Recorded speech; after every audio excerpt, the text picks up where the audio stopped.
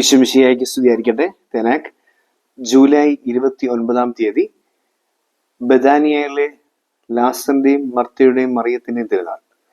3 വിശുദ്ധരെ തിരുസഭ ഒരുമിച്ച് ഇങ്ങനെ ഓർക്കുമ്പോൾ പെട്ടെന്ന് നമ്മുടെ മനസ്സിലേക്ക് കടന്നു വരുന്നത് 2 വിശുദ്ധരെ ഒരുമിച്ച് ഓർക്കുന്ന വേറൊരു തിരുനാളാണ്. വിശുദ്ധ പത്രോസും പൗലോസും. സഭയുടെ 2 പ്രധാന നിയോഗങ്ങളെ ചുമലിൽ വഹിച്ചുകൊണ്ട് നിൽക്കുന്ന നെടുന്തൂണുകൾ എന്ന് വിളിക്കുന്ന പത്രോസും പൗലോസും. പത്രോസ് സഭയുടെ അധികാരവും കർത്താവ് ഏൽപ്പിച്ച വലിയ ദൗത്യവുമായിട്ടൊക്കെ നിൽക്കുന്ന ഗുരുവായി മാറുമ്പോൾ, ആചാര്യനായി മാറുമ്പോൾ, പൗലോസ് പ്രേക്ഷിത വര്യനായി മാറുന്നു. ഇത് രണ്ടും സഭയ്ക്ക് ആവശ്യമാണ്. ഇനി ഒരു മൊണാസ്റ്റിക് ലൈഫിലേക്ക്, ഒരു സന്യാസ ജീവിതത്തിലേക്ക് നമ്മൾ ചിന്തിക്കുമ്പോൾ അതിലെ വളരെ പ്രധാനപ്പെട്ട 3 പ്രതീകങ്ങളാണ് ഈ 3 വ്യക്തികൾ. ഈശോയുടെ കാലഘട്ടത്തിൽ തൻ്റെ ശിഷ്യഗണത്തിൽ നിന്നും പുറത്തായിട്ട് ഈശോ ഏറ്റവും അധികം സ്നേഹിച്ചു എന്ന് പറയുന്നതും കൂടെ സന്ദർശിച്ചു എന്ന് പറയുന്നതൊക്കെ ആയിട്ടുള്ള ഭവനവും വ്യക്തികളും ഇവരാണ്. ലാസറും മർത്തയും മറിയവും. നമ്മൾ ആ സംഭവങ്ങൾ നമ്മൾ വായിക്കുന്നുണ്ട്. ലാസർ ഇല്ലാത്തൊരു സമയത്ത് മർത്തയും മറിയവും അരികിലേക്ക് ഈശോ പോകുമ്പോൾ മറിയം പാതാന്തികെടുത്തുന്ന വചനം കേൾക്കുന്നതും മർത്ത ഓടി നടന്ന് ശുശ്രൂഷ നൽകുവാനായിട്ട് ശ്രമിക്കുന്നതൊക്കെ ആയിട്ടുള്ള ആ ഭാഗം നമ്മൾ ഓർക്കുന്നുണ്ടാവും. അപ്പോൾ അവിടെ ഈശോ തിരുത്തുന്നതും മർത്തയെ തിരുത്തുന്ന സംഭവം നമ്മൾ വായിക്കുന്നുണ്ട്. പിന്നീട് വേറൊരു സംഭവം നമ്മൾ വായിക്കുന്നത് സുവിശേഷമായിട്ട് വായിക്കുന്ന യോഹന്നാന്റെ സുവിശേഷം 11-ാം അധ്യായം 17 മുതൽ 44 വരെ വാക്യങ്ങളാണ്. അവിടെ ഇങ്ങനെ ഈശോ ലാസറിനെ ഉയർപ്പിക്കുന്ന സംഭവം നമ്മൾ വായിക്കുന്നത്. നമുക്ക് ഒരു സന്യാസ ആശ്രമവുമായിട്ട് നമുക്ക് ഈ ബഥാനിയയെ കാണാം. ബഥാനിയ ഒരു സ്ഥലത്തിന്റെ പേരാണ്. ബെത്ത് ഹൗസ്, അനിയ, തനിയ എന്നൊക്കെ പറയുന്നത് ഫിഗ് എന്നുള്ളതാണ്. ഹൗസ് ഓഫ് ഫിഗ് എന്നുള്ള അത്തിയുടെ വീടെന്നാണ് ആ വാക്കിന്റെ അർത്ഥം. ബഥാനിയ എന്ന വാക്കിന്റെ അർത്ഥം ബെത്ലഹേം, ബെത്സദ, ബെത്സൈദ, ബത്തേൽ എന്നൊക്കെ പറയുന്ന പോലെ ബെത്ദാനിയ എന്ന് പറയുന്നത് അത്തിപ്പഴത്തിന്റെ വീടെന്നാണ്. ഇത് യഥാർത്ഥത്തിലൊരു വളരെ വ്യക്തമായ ഒരു ആത്മീയ പ്രതീകമാണ്. ഒരു സന്യാസാശ്രമം. ബഥാനിയ ഒരു സന്യാസ ആശ്രമമാണ്.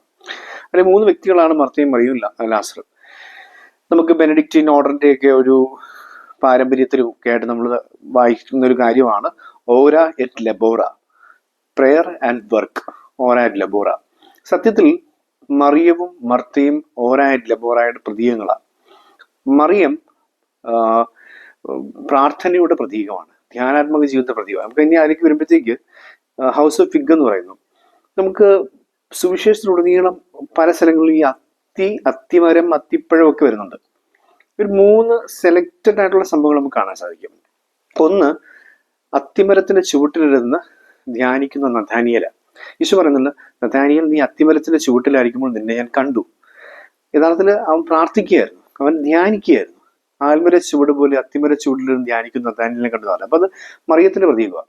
ഈ അത്തിമരം സൂചിപ്പിക്കുന്നത് മറിയത്തിന്റെ പ്രാർത്ഥനാ ജീവിതത്തെയാണ്. പാദാന്ത്യത്തിലിരുന്ന് വചനം ധ്യാനിക്കുന്നതിനെ കുറിച്ചാണ്.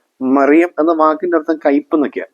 കയ്പ് എന്നത് യഥാർത്ഥത്തിൽ ബൈബിളിൽ വചനത്തെ സൂചിപ്പിക്കാൻ വേണ്ടി ഉപയോഗിക്കുന്ന അതിരത്തിൽ കൈക്കുകയും ഉദരത്തിൽ മധുരിക്കുകയും, ഇതൊരു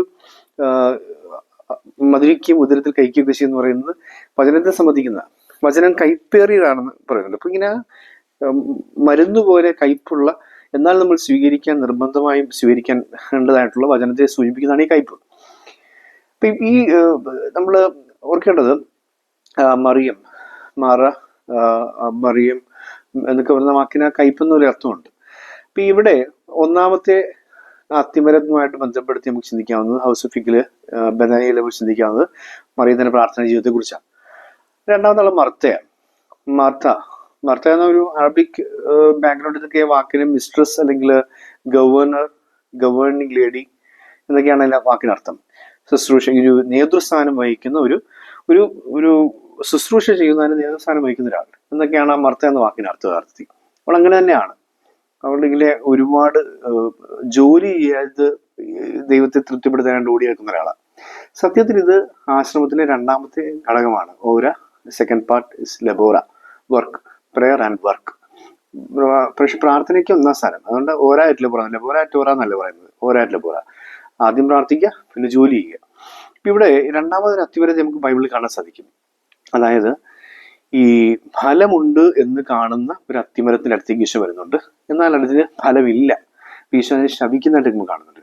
സത്യത്തില് ഒരുപാട് ജോലി ചെയ്ത് നടക്കുന്ന മിഷണറിമാരെ നമുക്ക് കാണാൻ സാധിക്കും. സമർപ്പിതരെയും അൽമാരെയൊക്കെ നമുക്ക് കാണാൻ സാധിക്കും. ആ ആത്മീയതയെക്കുറിച്ചുള്ളൊരു പരാതി ഈശോയ്ക്കത്. ഈശോ അത് മർത്തയോട് ഓൾറെഡി പറഞ്ഞു കഴിഞ്ഞു. മർത്ത നീ പലതിനെക്കുറിച്ചും ഉത്കണ്ഠകുലയാണ്, പക്ഷെ മറിയം ആ നല്ല ഭാഗം, Mary had chosen the better part, അവൾ ആ നല്ല ഭാഗം അല്ലെങ്കിൽ കുറെ കൂടെ മെച്ചപ്പെട്ട ഭാഗം തിരഞ്ഞെടുത്തിരിക്കുന്നു. അപ്പൊ അത് ആദ്യം പ്രാർത്ഥിക്കുക. പ്രാർത്ഥിച്ചു കഴിയുമ്പോൾ നീ ആ അത്തിമരത്തിൽ ഫലം ഉണ്ടാകും. വെറുതെ ഇലച്ചാർത്ഥമായി മാത്രം നീ നിൽക്കുകയില്ല. ഇതാണ് ഓർമ്മിപ്പിക്കുന്നത്. ഇത് ഓർമ്മിപ്പിക്കുന്ന അത്തിമരം എന്ന പ്രതീകമാണ് മർത്തയിൽ നമുക്ക് കാണാൻ സാധിക്കും. പക്ഷെ മർത്ത അങ്ങനെ തീർത്തും ഫലമില്ലാത്തൊരു ജീവിതം ആയിരുന്നില്ല. പക്ഷേ കുറെ കൂടി ആഴപ്പെട്ട പ്രാർത്ഥനയിൽ വേരൂന്നിയിട്ട് പുറത്തേക്ക് ചില്ലവിരിച്ച കാരുണ്യത്തിന്റെ ശുശ്രൂഷകളൂടെ വേണമെന്ന് ഓർപ്പിക്കുന്നതാണ് മർത്തയുടെ ജീവിതം. ആണ് ലെബോര. മൂന്നാമത്തത് ലാസറാണ്. ലാസർ എന്ന വാക്കിന്റെ അർത്ഥം യഥാർത്ഥത്തിൽ ദൈവം സഹായത്തിന് വരുന്നവരെന്നാണ്. എലയാസർ, ദൈവം മാത്രം സഹായത്തിന്, മറ്റാരും സഹായിക്കാനില്ലാത്തവരെ ദൈവം സഹായിക്കും. എന്താണ് ഈ ദൈവം സഹായിക്കുന്നത്? ലാസറിന്റെ പ്രതീകം യഥാർത്ഥത്തിൽ ലാസർ മരണപ്പെട്ടു ഉയർത്തെഴുന്നേൽക്കുന്നു. ദൈവത്തിന് അവനെ ഉയർത്തെഴുന്നേൽപ്പിക്കാൻ സാധിക്കും. A new life, renewal. Resurrection എന്ന് പറയുന്നതിനേക്കാൾ ഒരു റിന്യൂവലിന്റെ പ്രതീകമാണ് ലാസർ. അതായത് ഒരു ആശ്രമത്തിലൂടെ നമുക്ക് സംഭവിക്കേണ്ട വസ്തുത, അവനവന്റെയും സന്യാസത്തിലൂടെ സംഭവിക്കേണ്ട വസ്തുത, അവനവന്റെയും അവനിലൂടെ മറ്റുള്ളവരുടെയും ഒരു പുനരുദ്ധാനം, ഒരു ഉയർത്തെഴുന്നേൽപ്പ് ദൈവം ആഗ്രഹിക്കുന്നുണ്ട്. അതാണ് ആശ്രമങ്ങളിലെ മൂന്നാമത്തെ ഘടകം എന്ന് പറയുന്നത്, മൂന്നാമത്തെ ലക്ഷ്യം എന്ന് പറയുന്നത്. അതാണ് ലാസറിലൂടെ സൂചിപ്പിക്കുന്നത്. തീർത്തും നമ്മൾ ഒരു അത്തിമരത്തെ കൂടി നമ്മൾ ബൈബിളിൽ കാണുന്നുണ്ട്. അതിലാണ് ഒരു അത്തിമരത്തിന് ഫലമില്ല, ഇങ്ങനെ 3 വർഷമായിട്ട് നിലം പാഴാക്കിക്കൊണ്ടിരിക്കുകയാണെന്നുള്ള പരാതി പറയുമ്പോഴത്തേക്ക് ഭൃത്യൻ യജമാനോട് ഒരു അപേക്ഷ വെക്കുന്നുണ്ട്. യജമാനെ 1 വർഷം കൂടി നീ എനിക്ക് തരിക, അതിൻ്റെ ചുവട് കിളച്ചൻ വളവിട്ട് നോക്കാം, അത് ഫലം തരും. അതിനൊരു റിന്യൂവൽ ഉണ്ടാവും, അതിനൊരു പുനർജന്മം ഉണ്ടാവും, അതിൻ്റെ ജീവിതത്തിനൊരു അർത്ഥം ഉണ്ടാകും എന്ന് ഉറപ്പ് നൽകുന്ന ഭൃത്യനെയാണ് നമുക്ക് കാണാൻ സാധിക്കും. അപ്പം അത് സൂചിപ്പിക്കുന്നത് ലാസറിന്റെ ജീവിതമാണ്. അതായത് ബഥാനിയ അഥവാ സന്യാസ ജീവിതത്തിൽ സംഭവിക്കേണ്ട മൂന്നാമത്തെ ഘടകം റിന്യൂവലാണ്. ഒരാൾ പഴയ മനുഷ്യനെ ഉരിഞ്ഞു മാറ്റി ക്രിസ്തുവിനെ വസ്ത്രമായി ധരിക്കേണ്ടിയിരിക്കുന്നു. ഒരാൾ ശരീരത്തിൽ മരിച്ച് ആത്മാവിൽ ജനിക്കേണ്ടിയിരിക്കുന്നു. ജഡിക പ്രവണതകൾ അവസാനിപ്പിച്ച് ആത്മാവിൽ ജനിക്കേണ്ടിയിരിക്കുന്നു. ആ നിക്കോദേമസിനോട് ഈശോ പറയുന്ന, എന്നാലും സുവിശേഷം ആരംഭിക്കുമ്പോൾ തന്നെ പറയുന്ന ഒരു കാര്യമാണല്ലോ ഇത്, വീണ്ടും ജനിക്കണം. അമ്മയുടെ ഉദരത്തിൽ പോയി ഞാൻ വീണ്ടും എങ്ങനെ ഇരിക്കും? ആത്മാവിൽ ജനിക്കാമല്ലോ, അങ്ങനെ നീ ജനിക്കും എന്ന് ഈശോ നിക്കോദേമസിനോട് പറഞ്ഞ അതേ സംഭവം തന്നെയാണ് ഈ മൂന്നാമത്തെ ഘടകം എന്ന് പറയുന്നത്. ബഥാനിയ ഒരു സന്യാസ ആശ്രമമാണ്. 3 വ്യക്തികൾ, ആത്മീയതയുടെ 3 തലങ്ങളാണ്. അതിലൊന്നാം സ്ഥാനം മറിയത്തിന് തന്നെയാണ്. പ്രാർത്ഥന, ധ്യാനാത്മക ജീവിതത്തിന്റെ അത്തിമരച്ചൂട്. പാതാന്തീയത്തിലിരിക്കുന്ന മറിയവും അത്തിമരച്ചൂടിലിരിക്കുന്ന നഥാനിയലും ഒക്കെ നമുക്ക് ഒരുമിച്ച് വായിക്കാവുന്ന കാര്യങ്ങളാണ്. രണ്ടാമത്തത് മർത്ത, ലെബോറായുടെ പ്രതീകമാണ്, വർക്കിന്റെ പ്രതീകം, ശുശ്രൂഷയുടെ പ്രതീകം. പക്ഷെ ഒരു കാര്യമുണ്ട് കേട്ടോ, ഈ ശുശ്രൂഷയിലേക്ക് ഇറങ്ങുന്നതിന് മുമ്പ് ആത്മാവിൽ വേരൂന്നിയ വിശ്വാസത്തിന്റെ ഒരു ചൈതന്യം നമുക്കുണ്ടാകും.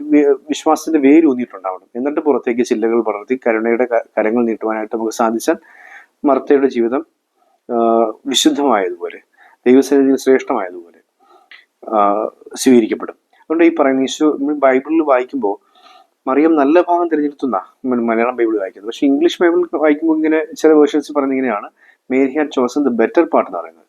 അതായത് നിന്റെ ഭാഗം മോശമെന്നല്ല, നിന്നേക്കാൾ കുറെ കൂടെ മെച്ചപ്പെട്ട ഭാഗമാണ് ധ്യാനം. ആ മെച്ചപ്പെട്ട ഭാഗം ആദ്യം തിരയുക, എന്നിട്ട് രണ്ടാമത്തെ തലത്തിലേക്ക് പോവുക, വർക്കിലേക്ക് പോവുക മർത്ത. മൂന്നാമത്തേത് ലാസർ, ദൈവം മാത്രം സഹായമായിട്ടുള്ളവൻ. അവൻ ഒരു വലിയ പ്രതീകമാണ്, സന്യാസ ജീവിതത്തിന്റെ ഒരു വലിയ പ്രതീകം.